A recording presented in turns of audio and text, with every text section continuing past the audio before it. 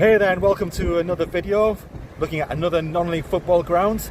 Please subscribe, like and share if you haven't already. You might be able to see behind me we've got a river. This is the River Tees, Victoria Bridge, historically the boundary of County Durham and North Yorkshire. So on the left hand side of the river there we have the town of Stockton-on-Tees. Well, that's not the football team we're looking at today. So if we're not going to Stockton, where are we going? Well, the answer is right in front of us right now. We're going to Thornaby-on-Tees, in the historic county of North Riding of Yorkshire. Well, the football ground's about a mile that way, so join me and let's go and see it. Okay, I've made myself closer to the ground now. It's quite close to a few other sporting areas. You've got the Teesside Golf Club here. Thornaby Cricket Ground is just there. And actually, behind that, well, you can't see, but behind those trees, there used to be Stockton Racecourse. Up until, what, 1980s, when it closed down. But, of course, I'm not here to see other sports grounds, I'm here to see the football ground. And to do that, we need to take a little walk down here.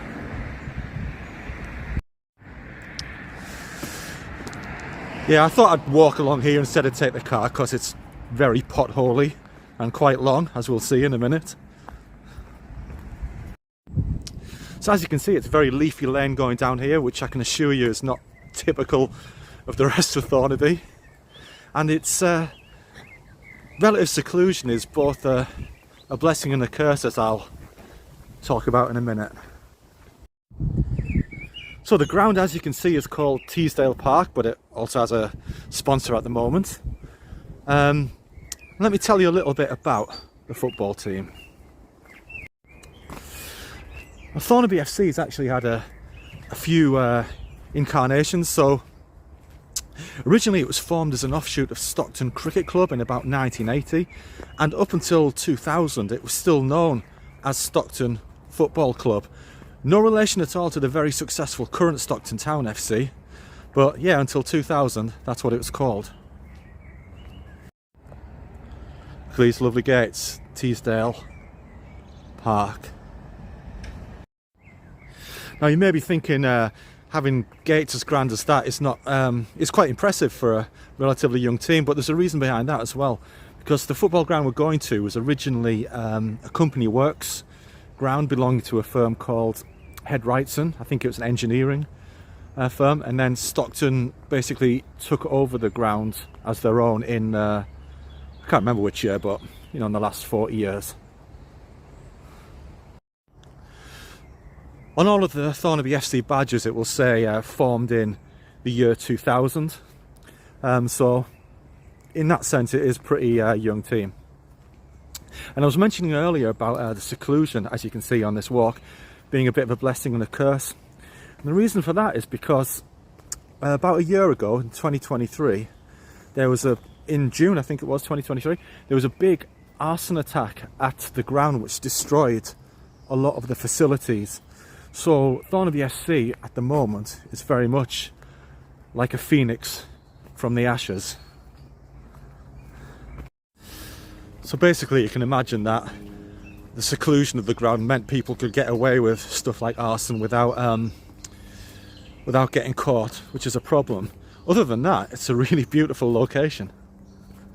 Another thing about this ground is in the 1980s, as I remember, the ground was actually used by a lot of local kind of Saturday teams, you know, like pub teams on a Saturday and Sunday, and it used to be referred to as the lower pitch down here. Then up there, you can't really see, but on the top of the hill up there, there was another football pitch as well. So it was a little bit of a complex really.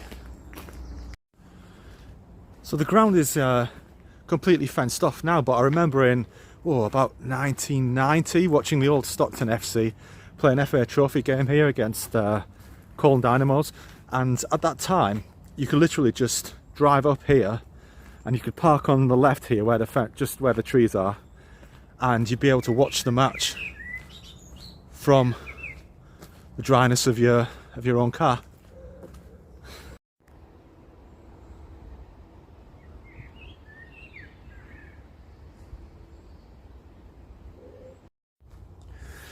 Yeah, and going back in the day, as we go around the back here, this was the main car park, and there used to be where this wooden building is at the front here, there used to be a kind of clubhouse there, more like a pavilion. I'm not sure if that's what burnt down, but maybe I'll find out in a minute. And I'll just do a little video here, just in case I can't get into the ground, so you can see there's sort of a covered terrace behind the goal there.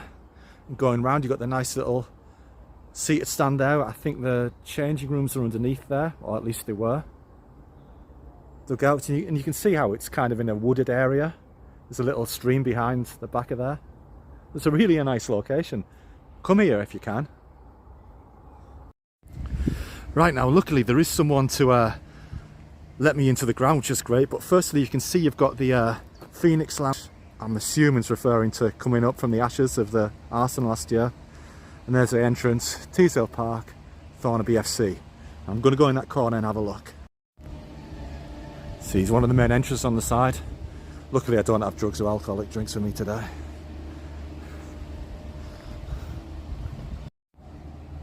Right, let's go for a walk around the pitch. How good's this? Little memorial there. Obviously during the season the teams would be up there.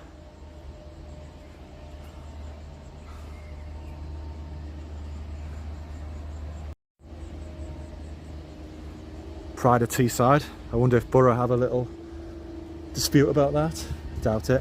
Oh, anyway, over here you can see there's actually like a bank on the side of the pitch, and that's where you used to be able to park your cars on top of. It used to just be like boulders there, and on top of it you parked and you could just watch the game, which was pretty good at the time. As you can see, the goalposts and stuff are down because we're in June. Grass has grown a little bit here.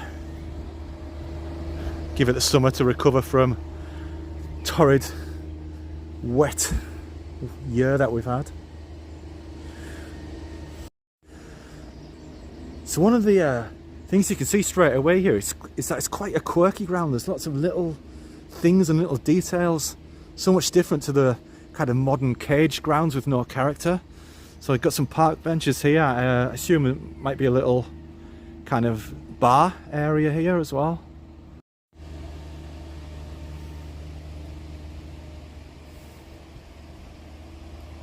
Toilets. And a view from the dugout. Look at these padded seats here.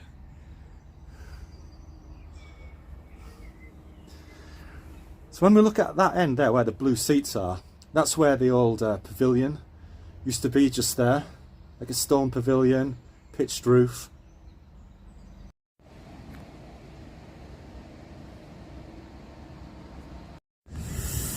And you can see we even have a little tunnel here where the players come out. As I said, the changing rooms used to be up at the other end in the pavilion in the 80s, 90s.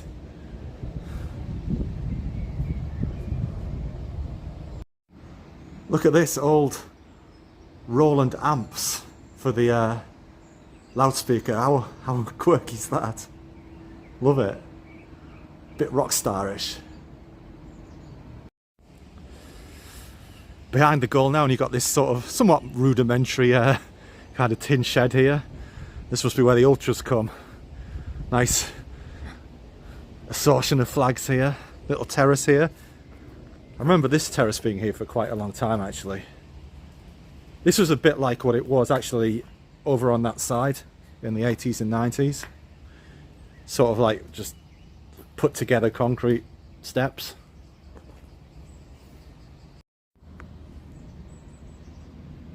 View from the goal mouth.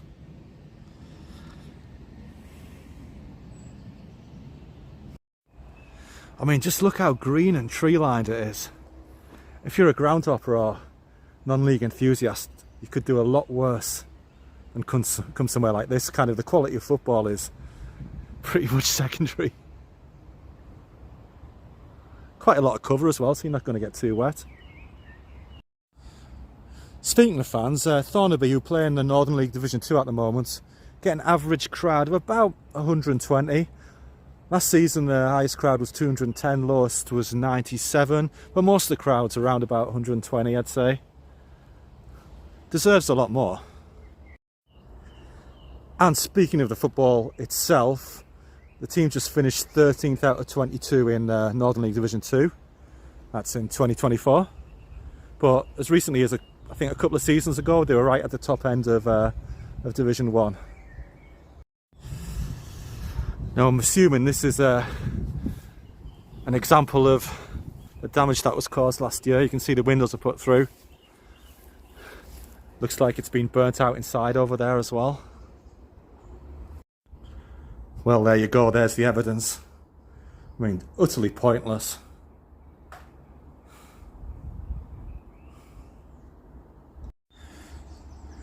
But up on the bank here, you can see how good a view you used to get when you sat in the car by the side. It's pretty good up here if it's not raining. Yet another little quirky aspect up here. Bit of astroturf here, so it's safe to stand on. So many little things put together by volunteers, it's incredible. That's why I love non-league football so much. Right, the groundsman's locking up at the moment, so I'm just going to quickly take a little walk around here and see again. More quirky things here, a little bit of panelling there.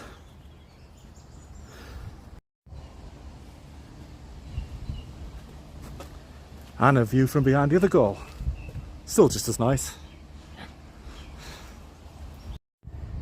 And more quirk here, but I'm in a hurry now. So Trevor, the chief executive of the club, is just going to tell me a little bit about the fire and stuff like that as we walk along here. Trevor. June last year, we got called out at midnight to say the place was on fire. All of the buildings on the left-hand side, which housed all our maintenance. Over here. Yeah. Just on there. Over here. Yeah, right. And that was all burnt down, and it was in Elvis State. Roughly around about £140,000 worth of damage. £140,000 worth of damage. Luckily, the old bar. Yeah. That's this one here. That wasn't damaged apart from fire damage. Right. So we were lucky on that side of it. But all the water things and everything on that side were all damaged, and all the units were gone. You know, anyway, Scott Ross and the Aerator, and there's quite a number of companies, and Big Cab, they all donated new cabins, new facilities, you know, new electrical stuff from Durham and what have you, you know, so they're all got together, and all the Thornaby people as well coming out a little bit, and we're rebuilding it, and the new bar was opened the other day apart from the toilet facilities, which are not completed yet. But the new bar's in this building here? It's over there behind there. The porta cabins, that's all the new. Where I saw the decking a bit before. That decking's the office, the new office. Right. Because our office was gone as well. Okay. So the decking there is the part of the new office for, and it's going to be the new shop, because the new shop was destroyed, and all the memorabilia and everything was all burnt in the fire. Yeah.